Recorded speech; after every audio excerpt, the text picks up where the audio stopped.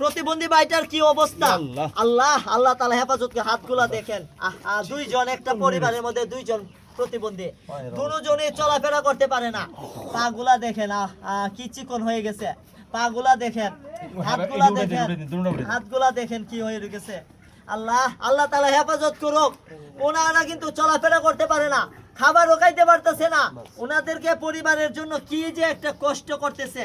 প্রতিবন্ধীরা কিন্তু সমাজের মধ্যে বোঝা নয় ভাই, ওরা ভালোবাসার পাত্র।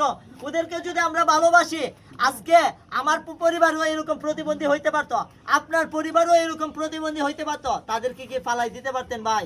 তাদেরকে নিয়ে তো চলতে হবে আমরা। ওনারা চলাফেরা করতে পারে না, খাবার খেতে পারে না। আমরা যারা দেশ এবং প্রবাসী ভাইয়েরা আছে, যাদের টাকা পয়সা সামর্থ্য আছে, তারা যদি এই প্রতিবন্ধী ভাইটার জন্য অল্প অল্প করে কিছু টাকা সহযোগিতা করে, তাহলে ওদের রিজিকের ব্যবস্থা হবে। ভাই, রুগীর নিজস্ব বিকাশ নাম্বার ওদের দিয়ে দিব। আপনারা যে যত টাকা পারেন, 10 টাকা, 20 টাকা, 100 টাকা, 200 টাকা করে এই প্রতিবন্ধী ভাইটার রিজিকের জন্য, খাবারের জন্য অল্প একটু আপনারা সহযোগিতা করবেন।